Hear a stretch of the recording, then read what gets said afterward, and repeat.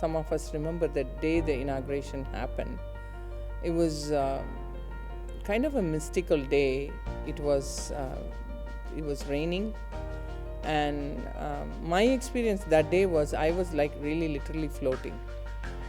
A lot of people all over the country came and wanted to get darshan of Swamiji. This was the first temple he did, so everybody wanted to see and witness this. And I myself, if you ask my experience, it was like a very mystical day. It was like raining. It was like the cosmos was showering. And Swamiji came in, and it was really a sight to see how he has energized the deities and did the pradishta, that day. And a lot of people that day, later on they told me they had mystical experiences. Like this one person says, the Abhishekam water, when it fell on him, he said that he had a Satori experience. So like that, this is beautiful experiences. People, I'm sure each one, if I can call and ask, they'll all have their own experiences. Just like I was feeling, I was floating. I was not even standing on the ground. I was just literally floating. It was the joyous experience, the inauguration of our temple. And the best thing was Swamiji was there for a week. It was kind of a week of celebrations we had. I'm Chirantana from the US, living in the US for about 20 years now. And I first met Swamiji in 2009 October. For those of us we are born Hindu, but we don't have an understanding about why we do what we do. So many of the ritualistic practices or the traditions, so much of understanding he brings to us and validates it with the scientific evidence and the Vedic scriptural references, and he gives us so much of clarity, whether it is the temple architecture, the pujas, the rituals, or very day-to-day societal topics and highly debated topics, whether it is the caste system or whether it is abortion. So many things in the Vedic tradition has become so rich. It has become so full of life after meeting Swamiji, and it is such a joy now and the pride and the understanding behind the meaning behind the lifestyle that we are living. It has made it such a joy to be born a Hindu, so much of pride to be a Hindu.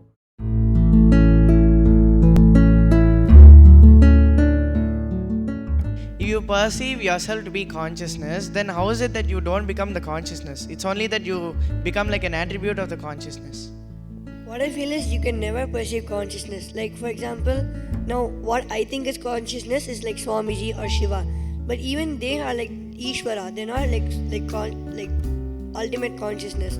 So what I feel is when we Ishvara can just lead us to Isha. So instead of trying to visualize, which we can't visualize, the ultimate consciousness, just through Ishvara like Swamiji or Shiva, you can just lead yourself to ultimate Isha.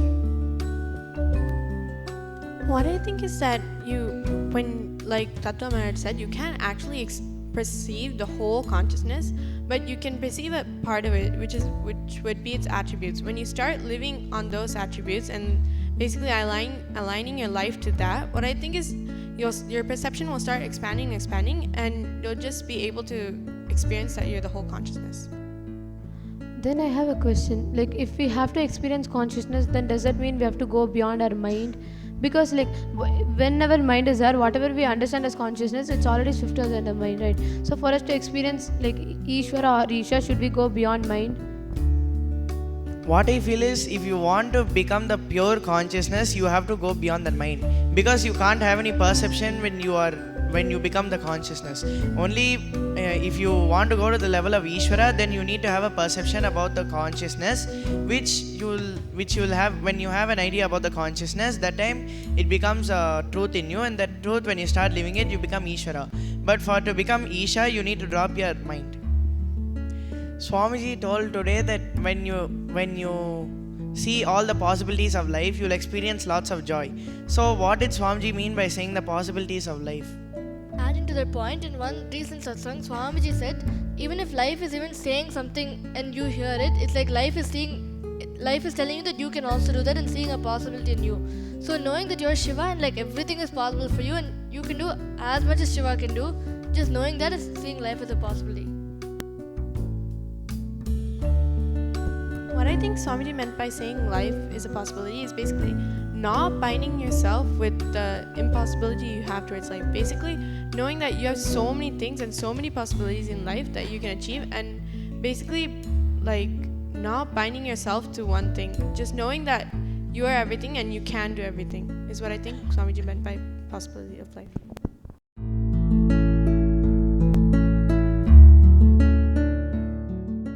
I know for me the hardest hit I got from consciousness about whatever you are afraid of losing was when my son was 2 years old. He was kidnapped, and as soon as I realized he had been taken, people rallied and we called the police, and while all this chaos was going on, a deep stillness settled in me. I had been meditating for years. I hadn't connected with Swamiji yet, but I was in the Vedic tradition, and a voice showed up in my head and it said, "He doesn't belong to you."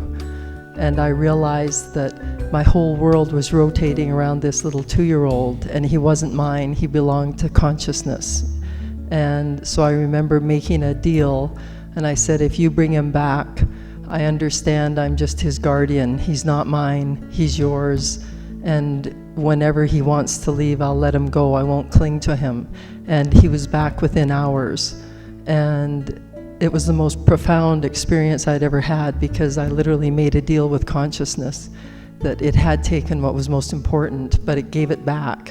And so when my son did announce that he was leaving, there was no thought of clinging to him or not letting him go or talking him out of it, because I knew he belonged to consciousness. Actually, I'd shown the horoscope of my Purvashram second son, and they said that till the age of 6, there is some kind of a Gandam, they call it, that he might, die by the age of 6 if I don't do some pujas and things like that. And at 1.5 years of age, I was asked to go to Chidambaram, and that is a Shiva temple, and there we were supposed to chant the Rudram 1008 times with all the Shivacharyas, and I was asked to actually keep the baby down and offer the child to Shiva and then take him back. Okay, it is like actually this is, I don't own him and he is yours, and I will take care of him till such time as till it is required for me to take care. So it was practically what you have gone through. I went through also from a different space altogether, and it was a deep understanding for me at that time that I'm only his guardian.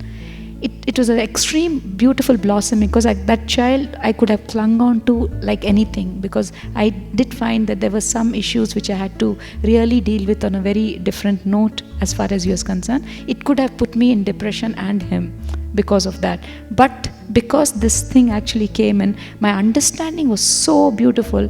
I was just moving along. When he was expanding, I was also expanding. I enjoyed his growth after that, because there was something where I let go completely and gave him to the ultimate, that he was there to take care of him, Place where the Pondicherry ashram is, it's a 2000-year-old temple. It's a temple from Chola period. So the moment I started the Shivoham process, that original energizing done by Karuvurar woke up. That very energy field woke up, because energy field cannot be killed even if the deity is removed and the temple is removed. The energy field continues to exist as long as the Garbha is there, as long as that is there. Energy field cannot be removed. And in Pondicherry ashram still that is there. 8 Garbha is there inside. Means 8 Garbha mandirs, Garbha is inside, it is there. So the moment I started the Shivoham process, all the 8 garbhas came to life. It has come back to life. Now it is like a 9 Shivoham process going on. All these 8 supporting me. That is why whether those fellows sat inside the hall, outside the hall, everyone was jumping. One is in the center of the road and the other things are all around. One is exactly below the Garbha Mandir where I have installed Mahadeva. Now in Varanasi, when I am going to do Shivoham process, I don't know how many Garbhas are going to wake up. Because it is all around. Very conveniently, I can say at least 200 Garbhas are there in the Varanasi. At least 200. Very conveniently, comfortably, I can say.